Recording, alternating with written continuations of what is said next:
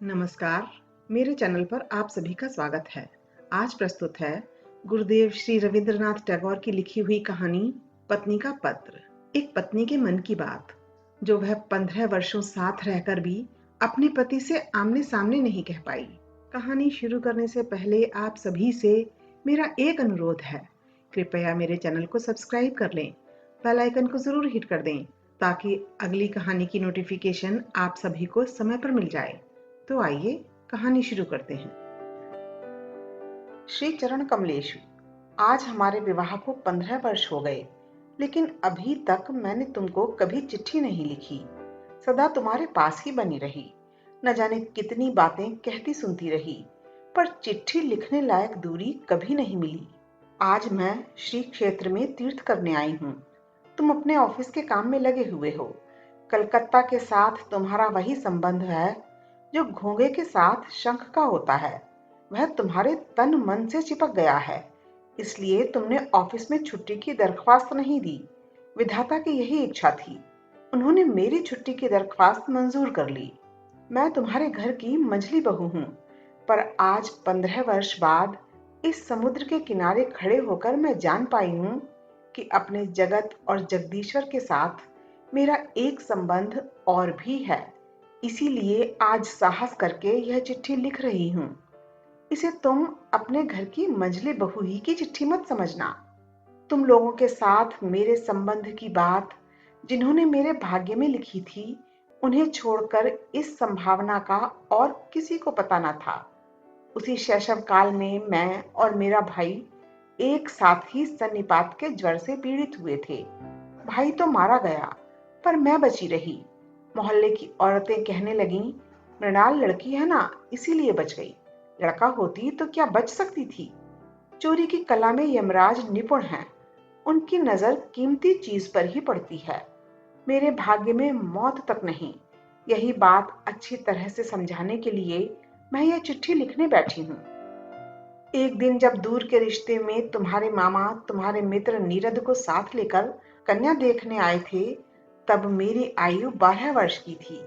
दुर्गम गांव में मेरा घर था, जहां दिन में भी सियार बोलते रहते। स्टेशन से 7 कोस तक छकड़ा गाड़ी में चलने के बाद बाकी 3 मील का कच्चा रास्ता पालकी में बैठकर पार करने के बाद हमारे गांव में पहुंचा जा सकता था। उस दिन तुम लोगों को कितनी हैरानी हुई, जिस पर मामा हमारे पूर्वी बंगाल के उस भोजन की हंसी उड़ाना आज भी नहीं भूलते। तुम्हारी माँ की एक ही जिद कि बड़ी बहू के रूप की कमी मंझली बहू के द्वारा पूरी करें, नहीं तो भला इतना कष्ट करके तुम लोग हमारे गांव क्यों आते। पीलिया, यकृत, अमरशूल और दुल्हन के लिए बंगाल प्रांत में खोज नहीं करनी पड़ती। वे स्वयं ही आकर घेर लेते हैं, छुड़ाए नहीं छूटते। पिता की छाती धक धक करने लगी। माँ दुर्गा का नाम जपने लगी। शहर के देवता को गांव का पुजारी क्या देकर संतुष्ट करे। बेटी के रूप का भरोसा था, लेकिन स्वयं बेटी में उस रूप का कोई मूल्य नहीं होता। देखने आया हुआ व्यक्ति उसका जो मूल्य दे, उसका वही मूल्य होता है। इसीलिए तो 1000 रूप होने पर भी लड़कियों का संकोच किसी तरह दूर नहीं होता। सारे घर का, यही नहीं सारे मोहल्ले का यह आतंक मेरी छाती पर पत्थर की तरह जमकर बैठ गया। आकाश का सारा उजाला और संसार की समस्त शक्ति उस दिन मानो इस 12 वर्षीय ग्रामीण लड़की को 2 परीक्षकों की 2 जोड़ी आंखों के सामने कसकर पकड़ रखने के लिए चपरासगिरी कर रही थी। मुझे कहीं छिपने की जगह न मिली। अपने करुण स्वर में संपूर्ण आकाश को कंपाती हुई शहनाई बज उठी। मैं तुम लोगों के यहाँ आ पहुंची। मेरे सारे ऐबों का ब्यौरेवार हिसाब लगाकर गृहिणियों को यह स्वीकार करना पड़ा कि सब कुछ होते हुए भी मैं सुंदरी जरूर हूँ। यह बात सुनते ही मेरी बड़ी जिठानी का चेहरा भारी हो गया। लेकिन सोचती हूँ, मुझे रूप की जरूरत ही क्या थी। रूप नामक वस्तु को अगर किसी त्रिपुंडी पंडित ने गंगा मिट्टी से गढ़ा हो तो उसका आदर हो, लेकिन उसे तो विधाता ने केवल अपने आनंद से निर्मित किया है। इसीलिए तुम्हारे धर्म के संसार में उसका कोई मूल्य नहीं। मैं रूपवती हूँ, इस बात को भूलने में तुम्हें बहुत दिन नहीं लगे, लेकिन मुझ में बुद्धि भी है यह बात तुम लोगों को पग पग याद करनी पड़ी। मेरी यह बुद्धि इतनी प्रकृत है कि तुम लोगों की घर गृहस्थी में इतना समय काट देने पर भी वह आज भी टिकी हुई है। मेरी इस बुद्धि से माँ बड़ी चिंतित रहती थी।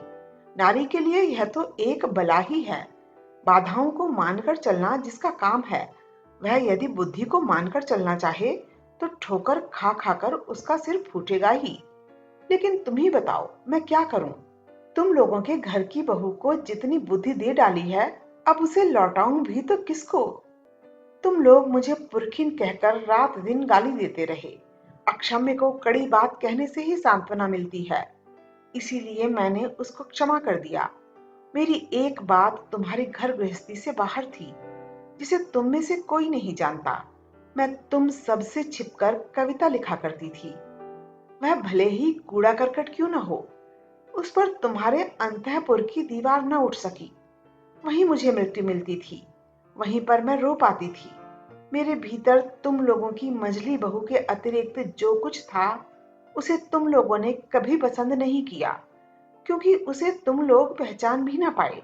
मैं कवि हूँ, यह बात 15 वर्ष में भी तुम लोगों की पकड़ में नहीं आई। तुम लोगों के घर की प्रथम स्मृतियों में जो सबसे ज्यादा जागती रहती है, वह है तुम लोगों की गौशाला। अंतःपुर को जाने वाले जीने की बगल के कोठे में तुम लोगों की गौएं रहती हैं। सामने के आंगन को छोड़कर उनके हिलने डुलने के लिए और कोई जगह न थी। आंगन के कोने में गायों को भूसा देने के लिए काठ की नांद थी। सवेरे नौकर को तरह तरह के काम रहते, इसलिए भूखी गायें नांद के किनारों को चाट चाट कर, चबा चबा कर खुरच देती। मेरा मन रोने लगता। मैं गंवई गांव की बेटी जिस दिन पहली बार तुम्हारे घर में आई, उस दिन उस बड़े शहर के बीच मुझे वे गायें और 3 बछड़े चिर परिचित आत्मीय जैसे जान पड़े। जितने दिन मैं रही, बहू रही, खुद न खाकर छिपा छिपा कर मैं उन्हें खिलाती रही। जब बड़ी हुई, तब गौओं के प्रति मेरी प्रत्यक्ष ममता देखकर मेरे साथ हंसी मजाक का संबंध रखने वाले लोग मेरे गोत्र के बारे में संदेह प्रकट करते रहे। मेरी बेटी जन्मते ही मर गई। जाते समय उसने साथ चलने के लिए मुझे भी पुकारा था। अगर वह बची रहती तो मेरे जीवन में जो कुछ महान है, जो कुछ सत्य है, वह सब मुझे ला देती। तब मैं मझली बहू से एकदम माँ बन जाती। गृहस्थी में बंधी रहने पर भी माँ विश्व भर की माँ होती है, पर मुझे माँ होने की वेदना ही मिली, मातृत्व की मुक्ति प्राप्त नहीं हुई। मुझे याद है, अंग्रेज डॉक्टर को हमारे घर का भीतरी भाग देखकर बड़ा आश्चर्य हुआ था और जच्चा घर देखकर नाराज होकर उसने डांट फटकार भी लगाई थी। सदर में तुम लोगों का छोटा सा बाग है, कमरे में भी साज श्रृंगार की कोई कमी नहीं, पर भीतर का भाग मानो पश्मीने के काम की उल्टी परत हो। वहां न कोई लज्जा है, न सौंदर्य, न श्रृंगार। उजाला वहां टिमटिमाता रहता है, हवा चोर की भांति प्रवेश करती है। आंगन का कूड़ा करकट हटने का नाम नहीं लेता। फर्श और दीवार पर कालिमा अक्षय बनकर विराजती है। लेकिन डॉक्टर ने एक भूल की थी। उसने सोचा था कि शायद इस समय को रात दिन दुख होता होगा। बात बिल्कुल उल्टी है। अनादर नाम की चीज राख की तरह होती है। वह शायद भीतर ही भीतर आग को बनाए रखती है, लेकिन ऊपर से उसके भाव प्रकट नहीं होने देती। जब आत्मसम्मान घट जाता है, तब अनादर में भी अन्याय नहीं दिखाई देता, इसीलिए उसकी पीड़ा नहीं होती। यही कारण है कि नारी दुख का अनुभव करने में ही लज्जा पाती है। इसलिए मैं कहती हूँ, अगर तुम लोगों की व्यवस्था यही है कि नारी को दुख पाना ही होगा, तो फिर जहां तक संभव हो उसे अनादर में रखना ही ठीक है। आदर से दुख की व्यथा और बढ़ जाती है। तुम मुझे चाहे जैसे रखते रहे, मुझे दुख है, यह बात कभी मेरे ख्याल में भी ना आई। चचा घर में जब सिर पर मौत मंडराने लगी थी, तब भी मुझे कोई डर नहीं लगा। हमारा जीवन ही क्या है कि मौत से डर पड़े। जिनके प्राणों को आदर और यत्न से कसकर बांध लिया गया हो, मरने में उन्हीं को कष्ट होता है। उस दिन अगर यमराज मुझे घसीटने लगते, तो मैं उसी तरह उखड़ जाती जिस तरह पोली जमीन से घास बड़ी आसानी से जड़ समेत खींचाती है। बंगाल की बेटी तो बात बात में मरना चाहती है, लेकिन इस तरह मरने में कौन सी बहादुरी है। हम लोगों के लिए मरना इतना आसान है कि मरते लज्जा आती है। मेरी बेटी संध्या तारे की तरह क्षण भर के लिए उदित होकर अस्त हो गई। मैं फिर से अपने दैनिक कामों में और गाय बछड़ों में लग गई। इसी तरह मेरा जीवन आखिर तक जैसे तैसे कट जाता। आज तुम्हें यह चिट्ठी लिखने की जरूरत न पड़ती, लेकिन कभी कभी हवा एक मामूली सा बीज उड़ाकर ले जाती है और पक्के दालान में पीपल का अंकुर फूट पड़ता है, और होते होते उसी लकड़ी से पत्थर की छाती विदीर्ण होने लग जाती है। मेरी गृहस्थी की पक्की व्यवस्था में भी जीवन का एक छोटा सा कण न जाने कहां से उड़कर आ पड़ा। तभी से दरार शुरू हो गई, जब विधवा मां की मृत्यु के बाद मेरी बड़ी जिठानी की बहन बिंदु ने अपने चचेरे भाइयों के अत्याचार के मारे एक दिन हमारे घर में अपनी दीदी के पास आश्रय लिया था। तब तुम लोगों ने सोचा था यह कहां की बला आ गई। आग लगे मेरे स्वभाव को, करती भी क्या। देखा, तुम सब मन ही मन खींच उठे हो। इसीलिए उस निराश्रिता लड़की को घेर कर मेरा संपूर्ण मन यकायक जैसे कमर बांधकर खड़ा हो गया हो। पराए घर में पराए लोगों की अनिच्छा होते हुए भी आश्रय लेना कितना बड़ा अपमान है। यह अपमान भी जिसे विवश होकर स्वीकार करना पड़ा हो, उसे क्या धक्का देकर एक कोने में डाल दिया जाता है। बाद में मैंने अपनी बड़ी जिठानी की दशा देखी। उन्होंने अपनी गहरी संवेदना के कारण ही बहन को अपने पास बुलाया था, लेकिन जब उन्होंने देखा कि इसमें पति की इच्छा नहीं है, तो उन्होंने ऐसा भाव दिखाना शुरू किया मानो उन पर कोई बड़ी बला आ पड़ी हो, मानो अगर वह किसी तरह दूर हो सके तो जान बचे। उन्हें इतना साहस न हुआ कि वे अपनी अनाथ बहन के प्रति खुले मन से स्नेह प्रकट कर सकें। वे पतिव्रता थीं। उनका यह संकट देखकर मेरा मन और भी दुखी हो उठा। मैंने देखा, बड़ी जेठानी ने खास तौर से सबको दिखा दिखाकर बिंदु के खाने पहनने की ऐसी रद्दी व्यवस्था की और उसे घर में इस तरह नौकरानियों के से काम सौंप दिए कि मुझे दुख ही नहीं, लज्जा भी हुई। मैं सबके सामने इस बात को प्रमाणित करने में लगी रहती थी कि हमारी गृहस्थी को बिंदु बहुत सस्ते दामों में मिल गई है, ढेरों काम करती है, फिर खर्च की दृष्टि से बेहद सस्ती है। मेरी बड़ी जिठानी के पितृवंश में कुल के अलावा और कोई बड़ी चीज न थी, न रूप था न धन। किस तरह मेरे ससुर के पैरों पड़ने पर तुम लोगों के घर में उनका ब्याह हुआ था, यह बात तुम अच्छी तरह जानते हो। वे सदा यही सोचती रहीं कि उनका विवाह तुम्हारे वंश के प्रति बड़ा भारी अपराध था। इसीलिए वे सब बातों में अपने आप को भरसक दूर रखकर, अपने को छोटा मानकर तुम्हारे घर में बहुत ही थोड़ी जगह में सिमट कर रहती थीं। लेकिन उनके इस प्रशंसनीय उदाहरण से हम लोगों को बड़ी कठिनाई होती रही। मैं अपने आप को हर तरफ से इतना छोटा नहीं बना पाती। मैं जिस बात को अच्छा समझती हूँ, उसे किसी और की खातिर बुरा समझने को मैं उचित नहीं मानती। इस बात के तुम्हें भी बहुत से प्रमाण मिल चुके हैं। बिंदु को मैं अपने कमरे में घसीट लाई। जीजी कहने लगी, मंझली बहू गरीब की बेटी का दिमाग खराब कर डालेगी। वे सबसे मेरी इस ढंग से शिकायत करती फिरती थी मानो मैंने कोई भारी आफत ढा दी हो। लेकिन मैं अच्छी तरह जानती हूँ, वे मन ही मन सोचती थीं कि जान बची। अब अपराध का बोझ मेरे सिर पड़ने लगा। वे अपनी बहन के प्रति खुद जो स्नेह नहीं दिखा पाती थी, वही मेरे द्वारा प्रकट करके उनका मन हल्का हो जाता। मेरी बड़ी जिठानी बिंदु की उम्र में से 2-1 अंक कम कर देने की चेष्टा किया करती थी, लेकिन अगर अकेले में उनसे यह कहा जाता कि उसकी अवस्था 14 से कम नहीं थी, तो ज्यादती न होती। तुम्हें तो मालूम है, देखने में वह इतनी कुरूप थी कि अगर वह फर्श पर गिरकर अपना सिर फोड़ लेती तो भी लोगों को घर के फर्श की ही चिंता होती। यही कारण है कि माता पिता के ना होने पर ऐसा कोई न था जो उसके विवाह की सोचता, और ऐसे लोग भी भला कितने थे जिनके प्राणों में इतना बल हो कि उससे ब्याह कर सकें। बिंदु बहुत डरती डरती मेरे पास आई, मानो अगर मेरी देह उससे छू जाएगी तो मैं सह नहीं पाऊंगी, मानो संसार में उसका जन्म लेने का कोई अधिकार ही न था। इसीलिए वह हमेशा अलग हटकर आंख बचाकर चलती थी। उसके पिता के यहाँ उसके चचेरे भाई उसके लिए ऐसा एक भी कोना नहीं छोड़ना चाहते थे जिसमें वह फालतू चीज की तरह पड़ी रह सके।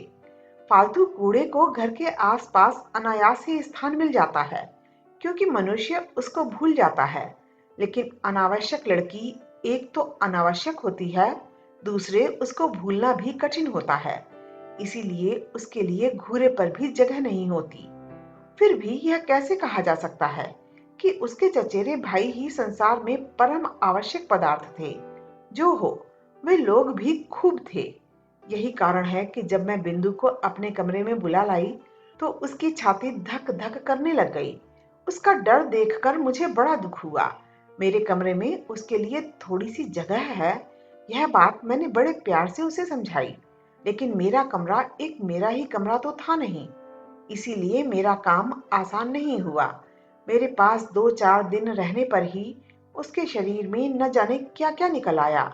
शायद अमहरी रही होगी या ऐसा ही कुछ होगा। तुमने कहा शीतला, क्यों ना हो, वह बिंदु थी ना। तुम्हारे मोहल्ले के एक अनाड़ी डॉक्टर ने आकर बताया, 2-1 दिन और देखे बिना ठीक से कुछ नहीं कहा जा सकता। लेकिन 2-1 दिन धीरज किसको होता। बिंदु तो अपनी बीमारी की लज्जा से ही मरी जा रही थी। मैंने कहा, शीतला है तो हो, मैं उसे अपने जच्चा घर में लिवा ले जाऊंगी और किसी को कुछ करने की जरूरत नहीं।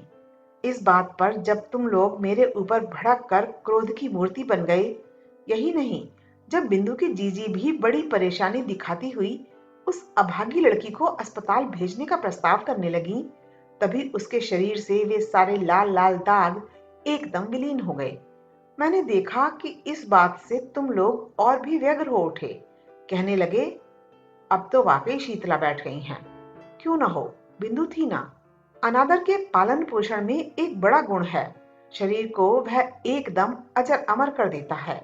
बीमारी आने का नाम नहीं लेती, मरने के सारे आम रास्ते बिल्कुल बंद हो जाते हैं।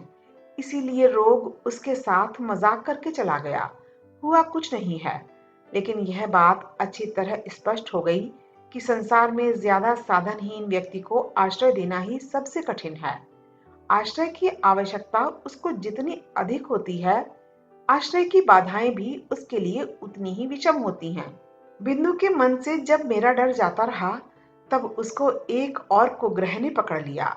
वह मुझसे इतना प्यार करने लगी कि मुझे डर होने लगा। स्नेह की ऐसी मूर्ति तो संसार में पहले कभी देखी ही न थी। पुस्तकों में पढ़ा अवश्य था, पर वह भी स्त्री पुरुष के बीच ही। बहुत दिनों से ऐसी कोई घटना नहीं हुई थी कि मुझे अपने रूप की बात याद आती। अब इतने दिनों बाद यह कुरूप लड़की मेरे उसी रूप के पीछे पड़ गई। रात दिन मेरा मुंह देखते रहने पर भी उसकी आंखों की प्यास नहीं बुझती थी। कहती, जीजी, तुम्हारा यह मुंह मेरे अलावा और कोई नहीं देख पाता। जिस दिन मैं स्वयं ही अपने केश बांध लेती, उस दिन वह बहुत रूठ जाती। अपने हाथों से मेरे केश भार को हिलाने डुलाने में उसे बड़ा आनंद आता। कभी कहीं दावत में जाने के अतिरिक्त कभी तो मुझे साज श्रृंगार की आवश्यकता पड़ती ही न थी, लेकिन बिंदु मुझे तंग कर करके थोड़ा बहुत सजाती रहती। वह लड़की मुझे लेकर बिल्कुल पागल हो गई थी। तुम्हारे घर के भीतरी हिस्से में कहीं रत्ती भर भी मिट्टी न थी। उत्तर की ओर दीवार में नाली के किनारे न जाने कैसे एक गाब का पौधा निकला। जिस दिन जान पड़ता कि धरती पर वसंत आ गया है, और जिस दिन मेरी घर गृहस्थी में जुटी हुई इस अनादृत लड़की के मान का ओर छोर किसी दिन रंग उठा, उस दिन मैंने जाना कि हृदय के जगत में भी वसंत की हवा बहती है। वह किसी स्वर्ग से आती है, गली के मोड़ से नहीं। बिंदु के स्नेह के दुस्सह वेग ने मुझे अधीर कर डाला था। मैं मानती हूँ कि मुझे कभी कभी उस पर क्रोध आ जाता, लेकिन उस स्नेह में भी मैंने अपना एक ऐसा रूप देखा जो जीवन में पहले कभी नहीं देख पाई थी। वही मेरा मुख्य स्वरूप है। इधर मैं बिंदु जैसी लड़की को जो इतना लाड़ प्यार करती थी, यह बात तुम लोगों को बड़ी ज्यादती लगी। इसे लेकर बराबर खटपट होने लगी। जिस दिन मेरे कमरे से बाजूबंद चोरी हुआ, उस दिन इस बात का आभास देते हुए तुम लोगों को तनिक भी लज्जा न आई कि इस चोरी में किसी न किसी रूप में बिंदु का हाथ है। जब स्वदेशी आंदोलनों में लोगों के घर की तलाशियां होने लगीं, तब तुम लोग अनायास ही यह संदेह कर बैठे कि बिंदु पुलिस द्वारा रखी गई कोई स्त्री गुप्तचर है। इसका और तो कोई प्रमाण न था। प्रमाण बस इतना ही था कि वह बिंदु थी। तुम लोगों के घर की दासियां उसका कोई भी काम करने से इनकार कर देती थीं। उनमें से किसी से अपने काम के लिए कहने में वह लड़की भी संकोच के मारे जड़वत हो जाती थी। इन्हीं सब कारणों से उसके लिए मेरा खर्च बढ़ गया। मैंने खास तौर से अलग से एक दासी रख ली। यह बात तुम लोगों को अच्छी नहीं लगी। बिंदु को पहनने के लिए मैं जो कपड़े देती थी, उन्हें देखकर तुम इतने क्रुद्ध हुए कि तुमने मेरे हाथ खर्च के रुपए ही बंद कर दिए। दूसरे ही दिन से मैंने ₹1.25 जोड़े की मोटी कोरी की धोती पहननी शुरू कर दी, और जब मोती की माँ मेरी जूठी थाली उठाने के लिए आईं, तो मैंने उनको मना कर दिया। मैंने खुद जूठा भात बछड़े को खिलाने के बाद आंगन के नल पर जाकर बर्तन मल लिए। एक दिन एकाएक इस दृश्य को देखकर तुम प्रसन्न ना हो सके। मेरी खुशी के बिना तो काम चल सकता है, पर तुम लोगों की खुशी के बिना काम नहीं चल सकता। यह बात आज तक मेरी समझ में नहीं आई। इधर ज्यों-ज्यों तुम लोगों का क्रोध बढ़ता जा रहा था, त्यों-त्यों बिंदु की आयु भी बढ़ती जा रही थी। इस स्वाभाविक बात पर तुम लोग अस्वाभाविक ढंग से परेशान हो उठे थे। यह बात याद करके मुझे आश्चर्य होता रहा है कि तुम लोगों ने बिंदु को जबरदस्ती अपने घर से विदा क्यों नहीं कर दिया। मैं अच्छी तरह समझती हूँ कि तुम लोग मन ही मन मुझसे डरते थे। विधाता ने मुझे बुद्धि दी है। भीतर ही भीतर इस बात की खातिर किए बिना तुम लोगों को चैन नहीं पड़ता था। अंत में अपनी शक्ति से बिंदु को विदा करने में असमर्थ होकर तुम लोगों ने प्रजापति देवता की शरण ली। बिंदु का वर ठीक हुआ। बड़ी जेठानी बोली, जान बची। माँ काली ने अपने वंश की लाज रख ली। वर कैसा था मैं नहीं जानती। तुम लोगों से सुना था कि सब बातों में अच्छा है। बिंदु मेरे पैरों से लिपटकर रोने लगी। बोली, जीजी मेरा ब्याह क्यों कर रही हो भला। मैंने उसको समझाते बुझाते कहा, बिंदु डर मत, मैंने सुना है तेरा वर अच्छा है। बिंदु बोली, अगर वर अच्छा है तो मुझ में भला ऐसा क्या है जो उसे पसंद आ सके। लेकिन वर पक्ष वालों ने तो बिंदु को देखने के लिए आने का नाम भी न लिया। बड़ी जीजी इससे तुरंत निश्चिंत हो गईं। लेकिन बिंदु रात दिन रोती रहती, चुप होने का नाम ही न लेती। उसको क्या कष्ट है यह मैं जानती थी। बिंदु के लिए मैंने घर में बहुत बार झगड़ा किया था, लेकिन उसका ब्याह रुक जाए यह बात कहने का साहस नहीं होता था। कहती तो किस बल पर। मैं अगर मर जाती तो उसकी क्या दशा होती। एक तो लड़की, उस पर काली, जिसके यहाँ जा रही है वहां उसकी क्या दशा होगी। इस बात की चिंता न करना ही अच्छा था।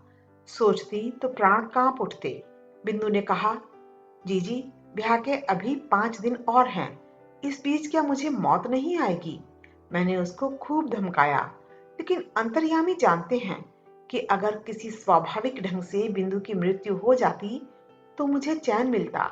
ब्याह के एक दिन पहले बिंदु ने अपनी जीजी के पास आकर कहा, जीजी मैं तुम लोगों की गौशाला में पड़ी रहूंगी, जो कहोगी वही करूंगी। मैं तुम्हारे पैरों पड़ती हूँ, मुझे इस तरह मत धकेलो। कुछ दिनों से जीजी की आंखों से चोरी चोरी आंसू झर रहे थे। उस दिन भी झरने लगे। लेकिन सिर्फ हृदय ही तो नहीं होता, शास्त्र भी तो हैं। उन्होंने कहा, बिंदु जानती नहीं, स्त्री की गतिमति सब कुछ पति ही है। भाग्य में अगर दुख लिखा है तो उसे कोई नहीं मिटा सकता। असली बात तो यह थी कि कहीं कोई रास्ता ही न था। बिंदु को ब्याह तो करना ही पड़ेगा, फिर जो हो सो हो। मैं चाहती थी कि विवाह हमारे ही घर से हो, लेकिन तुम लोग कह बैठे वर के ही घर में हो। उनके कुल की यही रीति है। मैं समझ गई, बिंदु के ब्याह में अगर तुम लोगों को खर्च करना पड़ा तो तुम्हारे गृह देवता उसे किसी भी भांति सह नहीं सकेंगे, इसीलिए चुप रह जाना पड़ा। लेकिन एक बात तुम में से कोई नहीं जानता। जीजी को बताना चाहती थी, पर बताई नहीं, नहीं तो वे डर से मर जाती। मैंने अपने थोड़े बहुत गहने लेकर चुपचाप बिंदु का श्रृंगार कर दिया था। सोचा था जीजी की नजर में तो जरूर ही पड़ जाएगा, लेकिन उन्होंने जैसे देखकर भी नहीं देखा। दुहाई है धर्म की, इसके लिए तुम उन्हें क्षमा कर देना। जाते समय बिंदु मुझसे लिपटकर बोली, जीजी तो क्या तुम लोगों ने मुझे एकदम त्याग दिया? मैंने कहा, नहीं बिंदु, तुम चाहे जैसी हालत में रहो, प्राण रहते मैं तुम्हें नहीं त्याग सकती। 3 दिन बीते। तुम्हारे ताल्लुक के आसामियों ने तुम्हारे खाने के लिए जो भेड़ा दिया था, उसे मैंने तुम्हारी जठराग्नि से बचाकर नीचे वाली कोयले की कोठरी के एक कोने में बांध दिया था। सवेरे उठते ही मैं खुद जाकर उसको दाना खिला आती।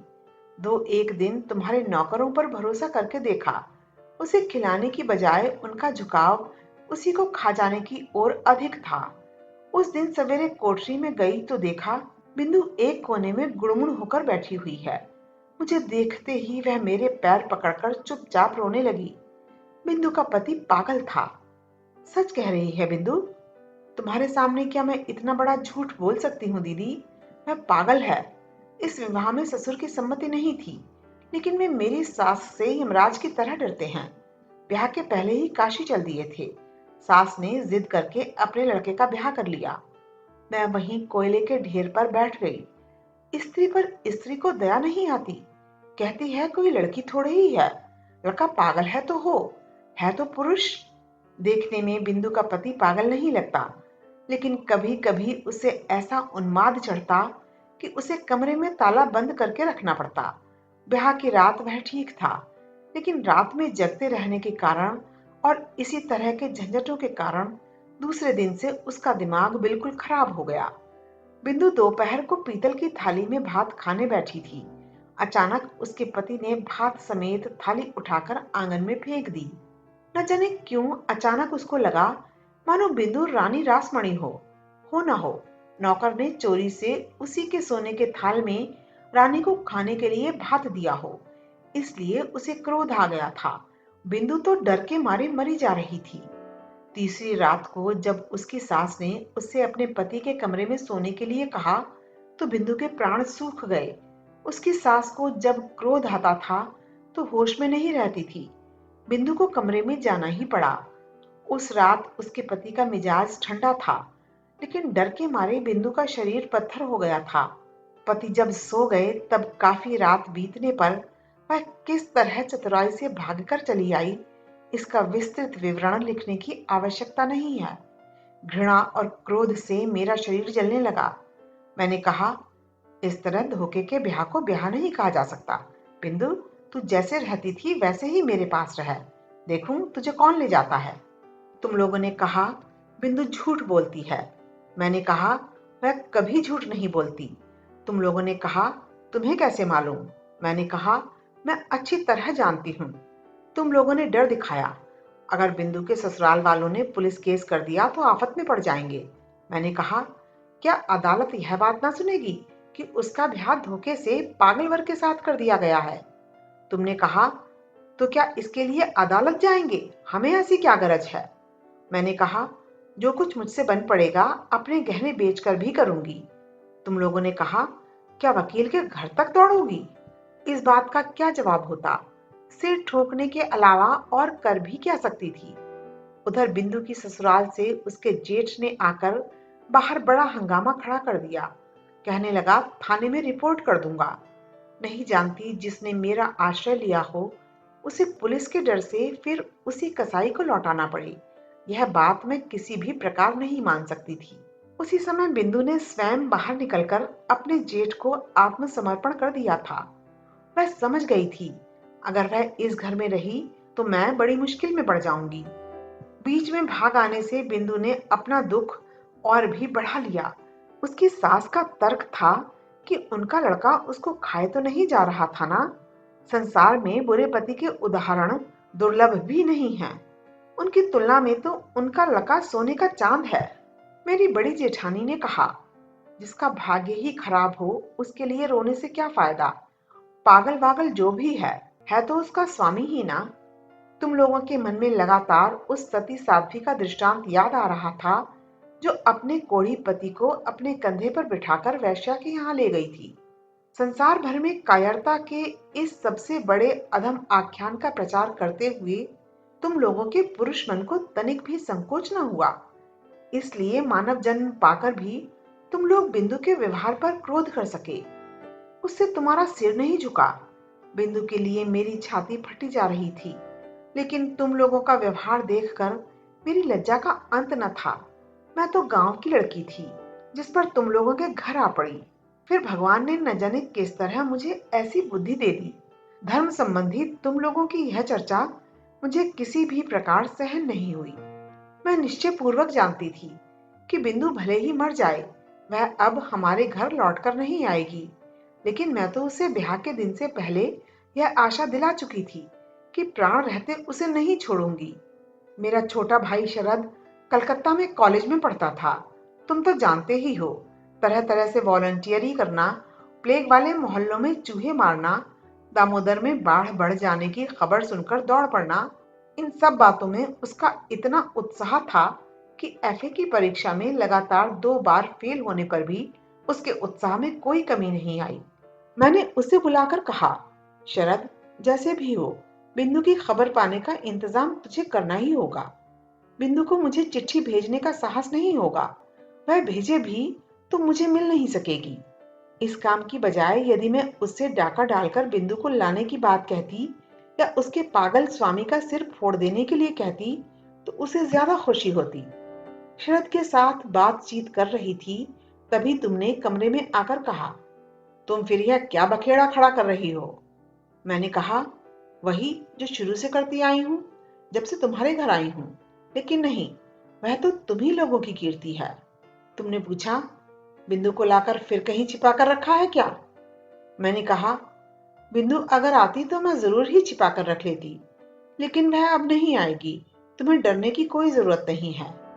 शरद को मेरे पास देखकर तुम्हारा संदेह और भी बढ़ गया। मैं जानती थी कि शरद का हमारे यहाँ आना जाना तुम लोगों को पसंद नहीं है। तुम्हें डर था कि उस पर पुलिस की नजर है। अगर कभी किसी राजनीतिक मामले में फंस गया तो तुम्हें भी फंसा डालेगा। इसीलिए मैं भैया दूज का तिलक भी आदमी के हाथों उसी के पास भिजवा देती थी, अपने घर नहीं बुलाती थी। एक दिन तुमने सुना कि बिंदु फिर भाग गई है, इसलिए उसका जेठ हमारे घर उसे खोजने आया है। सुनते ही मेरी छाती में शूल चुभ गए। अभागिनी का असह्य कष्ट तो मैं समझ गई, पर कुछ करने का कोई रास्ता न था। शरद पता करने दौड़ा। शाम को लौटकर मुझसे बोला, बिंदु अपने चचेरे भाइयों के यहाँ गई थी, लेकिन उन्होंने अत्यंत क्रुद्ध होकर उसी वक्त उसे फिर ससुराल पहुंचा दिया। इसके लिए उन्हें हर जाने और गाड़ी के किराए का जो दंड भोगना पड़ा, उसकी खार अब भी उनके मन से नहीं गई है। श्री क्षेत्र की तीर्थ यात्रा करने के लिए तुम लोगों की काकी तुम्हारे यहाँ आकर ठहरी। मैंने तुमसे कहा, मैं भी जाऊंगी। अचानक मेरे मन में धर्म के प्रति श्रद्धा देखकर तुम इतने खुश हुए कि तुमने तनिक भी आपत्ति नहीं की। तुम्हें इस बात का भी ध्यान था कि अगर मैं कलकत्ता में रही तो फिर किसी न किसी दिन बिंदु को लेकर झगड़ा कर बैठूंगी। मेरे कारण तुम्हें बड़ी परेशानी थी। मुझे बुधवार को चलना था।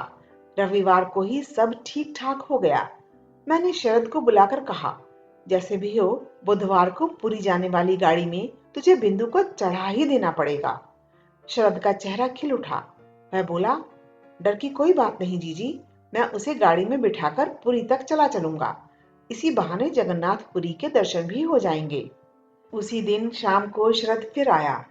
उसका मुंह देखते ही मेरा दिल बैठ गया। मैंने पूछा, क्या बात है शरद, शायद कोई रास्ता नहीं निकला? वह बोला, नहीं। मैंने पूछा, क्या उसे राजी नहीं कर पाए? उसने कहा, अब जरूरत भी नहीं है। कल रात अपने कपड़ों में आग लगाकर वह आत्महत्या करके मर गई। उस घर में जिस भतीजे से मैंने मेल बढ़ा लिया था, उसी से खबर मिली। तुम्हारे नाम वह एक चिट्ठी रख गई थी, लेकिन वह चिट्ठी उन लोगों ने नष्ट कर दी। चलो, छुट्टी हुई। गांव भर के लोग चीख उठे। कहने लगे, लड़कियों का कपड़ों में आग लगाकर मर जाना तो अब एक फैशन हो गया है। तुम लोगों ने कहा, अच्छा नाटक है। हुआ करे, लेकिन नाटक का तमाशा सिर्फ बंगाली लड़कियों की साड़ी पर ही क्यों होता है? बंगाली वीर पुरुषों की धोती की चुन्नटों पर क्यों नहीं होता? यह भी तो सोचकर देखना चाहिए। ऐसा ही था बिंदु का दुर्भाग्य। जितने दिन जीवित रही, तनिक भी यश नहीं मिल सका, न रूप का न गुण का। मरते वक्त भी यह नहीं हुआ कि सोच समझकर कुछ ऐसे नए ढंग से मरती कि दुनिया भर के लोग खुशी से ताली बजा उठते। मरकर भी उसने लोगों को नाराज ही किया। जीजी कमरे में जाकर चुपचाप रोने लगी, लेकिन उस रोने में जैसे एक सांत्वना थी। कुछ भी सही, जान तो बची। मर गई यही क्या कम है? अगर बची रहती तो न जाने क्या हो जाता। मैं तीर्थ में आ पहुंची हूँ। बिंदु के आने की तो जरूरत ही न रही, लेकिन मुझे जरूरत थी। लोग जिसे दुख मानते हैं वह तुम्हारी गृहस्थी में मुझे कभी नहीं मिला। तुम्हारे यहाँ खाने पीने की कोई कमी नहीं। तुम्हारे बड़े भाई का चरित्र चाहे जैसा भी हो, तुम्हारे चरित्र में ऐसा कोई दोष नहीं जिसके लिए विधाता को बुरा कह सकूं। वैसे अगर तुम्हारा स्वभाव तुम्हारे बड़े भाई की तरह भी होता तो शायद मेरे दिन करीब करीब ऐसे ही कट जाते और मैं अपनी सती साध्वी बड़ी जेठानी की तरह पति देवता को दोष देने के बजाय विश्व देवता को ही दोष देने की चेष्टा करती। अतएव मैं तुमसे कोई शिकायत नहीं करना चाहती। मेरी चिट्ठी का कारण यह नहीं है, लेकिन मैं अब माखन बड़ाल की गली में तुम्हारे उस 27 नंबर वाले घर में लौट कर नहीं आऊंगी। मैं बिंदु को देख चुकी हूँ। इस संसार में नारी का सच्चा परिचय क्या है यह मैं पा चुकी हूँ। अब तुम्हारी कोई जरूरत नहीं। और फिर मैंने यह भी देखा है कि वह लड़की ही क्यों ना हो, भगवान ने उसका त्याग नहीं किया। उस पर तुम लोगों का चाहे कितना ही जोर क्यों ना रहा हो, वह उसका अंत नहीं था। वह अपने अभागे मानव जीवन से बड़ी थी। तुम लोगों के पैर इतने लंबे नहीं थे कि तुम लोग मनमाने ढंग से अपने हिसाब से उसके जीवन को सदा के लिए उनसे दबाकर रख सकते। मृत्यु तुम लोगों से भी बड़ी है। अपनी मृत्यु में वह महान है। वह बिंदु केवल बंगाली परिवार की लड़की नहीं है, केवल चचेरे भाइयों की बहन नहीं है, केवल किसी अपरिचित पागल पति की प्रंचिता पत्नी नहीं है। वहां वह अनंत है। मृत्यु की उस वंशी का स्वर उस बालिका के भग्न हृदय से निकलकर जब मेरे जीवन की यमुना के पास बजने लगा तो पहले पहल मानो मेरी छाती में कोई बाण बिंध गया हो। मैंने विधाता से प्रश्न किया, इस संसार में जो सबसे अधिक तुच्छ है वही सबसे अधिक क्यों है? इस गली में चार दीवारी से घिरे इस निरानंद स्थान में यह जो तुच्छतम बुद्बुद है वह इतनी भयंकर बाधा कैसे बन गई? तुम्हारा संसार अपनी शठ नीतियों से क्षुधा पात्र को संभाले कितना ही क्यों न पुकारे, मैं उस अंतःपुर की जरा सी चौखट को क्षण भर के लिए भी पार क्यों न कर सकी? ऐसे संसार में ऐसा जीवन लेकर मुझे इस अत्यंत तुच्छ काठ पत्थर की आड़ में ही तिल तिल कर क्यों मरना होगा? कितनी तुच्छ है यह मेरी प्रतिदिन की जीवन यात्रा। इसके बंधे नियम, बंधे अभ्यास, बंधी हुई बोली, बंधी हुई मार, सब कितनी तुच्छ है। फिर भी क्या अंत में दीनता के उस नागपाश बंधन की ही जीत होगी और अपने इस आनंद लोक की, इस सृष्टि की हार? लेकिन नृत्य की वंशी बजने लगी। कहाँ गई राजमिस्त्रियों की बनाई हुई वह दीवार? कहाँ गया तुम्हारे घोर नियमों से बंधा वह कांटों का घेरा? कौन सा है वह दुख, कौन सा है वह अपमान जो मनुष्य को बंदी बनाकर रख सकता है? यह लो, मृत्यु के हाथ में जीवन की जय पताका उड़ रही है। अरे मंजली बहू, तुझे अब डरने की कोई जरूरत नहीं। मंजली बहू के तेरे इस खोल को छिन्न होते एक निमेष भी न लगा।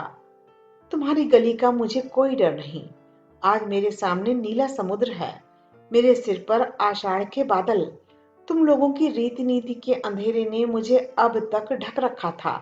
बिंदु ने आकर क्षण भर के लिए उस आवरण के छेद में से मुझे देख लिया। वही लड़की अपनी मृत्यु के द्वारा सिर से पैर तक मेरा वह आवरण उखाड़ गई है। आज बाहर आकर देखती हूँ, अपना गौरव रखने के लिए कहीं जगह ही नहीं है।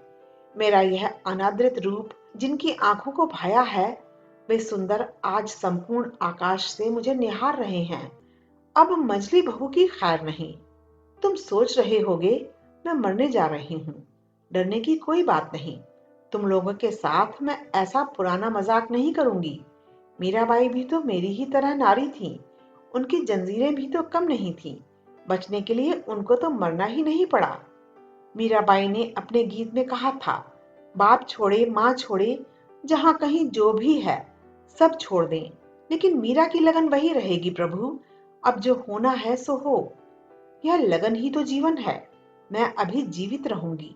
मैं बच गई, तुम लोगों के चरणों के आश्रय से छूटी हुई मृणाल। अभी आप सुन रहे थे श्री रविंद्रनाथ टैगोर की लिखी हुई कहानी मेरी यानी अर्चना की जुबानी। आपको उनकी यह कहानी कैसी लगी? कृपया कमेंट करके बताएं। अच्छी लगी तो लाइक करें, शेयर करें और यह भी बताएं कि गुरुदेव की अन्य कौन सी रचनाएं आप सुनना चाहते हैं। आपसे फिर मुलाकात होगी किसी नई कहानी के साथ। तब तक के लिए धन्यवाद।